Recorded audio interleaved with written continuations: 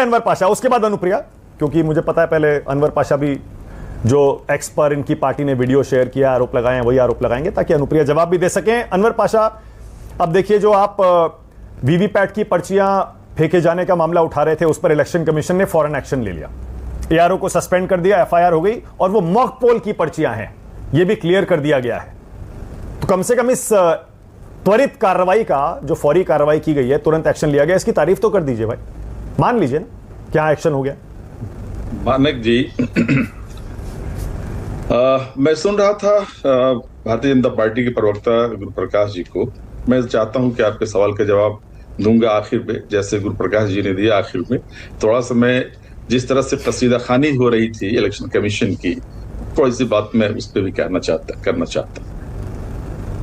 Election commission हमारे यहाँ जाहिर है कि एक संवैधानिक वो बॉडी है जो ये निश्चित करती आई है अब तक कि हमारा लोकतंत्र सही तरीके पर चले, सही तरीके से वोटिंग हो, सही तरीके से वोटर लिस्ट तैयार हो और सही तरीके से नतीजे आए, क्योंकि लोकतंत्र की बुनियाद हमारे इलेक्शन पर कायम है। और इलेक्शन ही अगर सही तरीके से नहीं होगा तो जाहिर है कि ये पूरा एक तमाशा और बेकार की चीजें बन के रह जाती है। इलेक्शन कमीशन की पूरी विश्वसनीयता पर उस दिन काली पोत दी गई थी जब 2023 दिसंबर में पार्लियामेंट में एक बिल लाकर, जब सस्पेंडेड थे अपोजिशन के बहुत सारे एमपी, 150 एमपी, उसी बीच में एक बिल लाकर के ये पारित किया गया कि इलेक्शन कमीशन चाहे प्रेजेंट हो या पास्ट हो, उसके खिलाफ कोई भी कानूनी कार्रवाई नहीं की जा सकती और न किसी कोर्ट में कोई कंप्लेन इंटरटेन किया जा सकता है। ये विश्वसनीयता उसी दिन खत्म हो गई थी।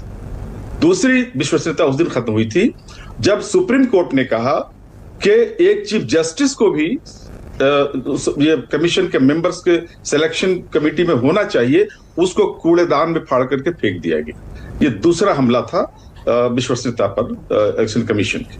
और तीसरा ये था कि जिस तरह मनमाने तरीके से सरकार के इशारे पर आनन फानन बिहार में एसआईआर लाया गया ताकि वहां के वोटर्स को उनके वोटिंग अधिकार से वंचित किया जा सके, और जिस तरह का पैनिक पैदा हुआ, जिस तरह से कम समय में सब कुछ हुआ, जिस तरह की प्रक्रिया अपनाई गई, जिस तरह के डॉक्यूमेंट्स उनसे मांगे गए, उसको लेकर के सुप्रीम कोर्ट की बात की जा रही थी। अभी कर रहे थे गुरु प्रकाश जी, सुप्रीम कोर्ट ने कई दफा ये कहा, ये साफ साफ कहा जज ने कि जो डॉक्यूमेंट्स आप मांग रहे हैं वो हमारे पास भी नहीं है, इससे ज्यादा प्रताड़ना क्या हो सकती है। फिर ये कहा कि आप क्यों नहीं मानते आधार कार्ड को, आधार कार्ड बेसिस से हर तरह का, मेरा पासपोर्ट नहीं बन सकता अगर मैं आधार कार्ड ना पेश करूं।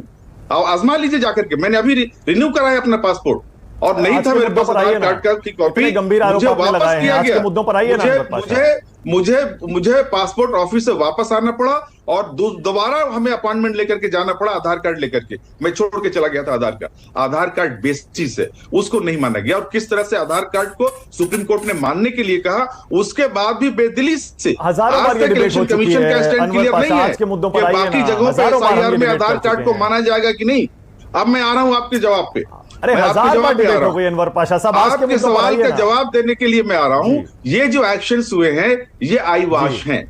इस एक्शन से कोई डेटरेंट, कोई मैसेज नहीं गया है कि इलेक्शन कमीशन में जो लोग भी हैं वो सरकार के इशारे पर काम नहीं करेंगे। जब चीफ इलेक्शन कमिश्नर सरकार के इशारे पर काम कर रहा है तो बाकी और क्या होगा, कौन लोग करेंगे एक्शन, किसके खिलाफ एक्शन लेंगे। मामूली जो क्लर्क फ्लर्क हैं, जो दूसरे दर्जे के लोग हैं, उनको आप सस्पेंड कर देंगे, किसी को कुछ कर देंगे, वो कोई एक्शन नहीं है। ये बड़ा सवाल है कि वीवीपैट अगर मॉक का भी था तो वीवीपैट बाहर कैसे आया, कैसे फेंका गया, किस मकसद से फेंका गया, क्या मैसेज देना चाहते हैं आप।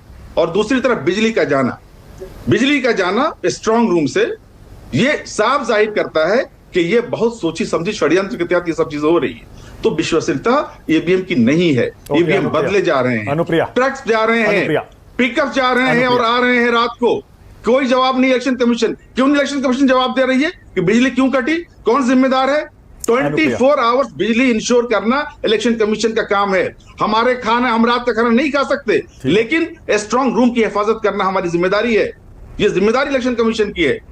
वो इसको अगर कोताही बरती गई है, अनुप्रिया, ऑलराइट, ठीक है, नहीं सही कह रहे हैं अनवर पाशा साहब, बिल्कुल ठीक कह रहे हैं आप, बिल्कुल ठीक कह रहे हैं, बिल्कुल सही कह रहे हैं। नहीं, आप जो सवाल देखिए, आप जो सवाल पूछ रहे हैं बिल्कुल सही पूछ रहे हैं। पर्चियां किसने फेंकी, कहां से आई, बिल्कुल पूरी जांच होकर पूरा जवाब आना चाहिए इलेक्शन कमीशन का। उसी तरह सीसीटीवी वाले में भी पूरा जवाब आना चाहिए और मैं उम्मीद कर रहा हूं आएगा।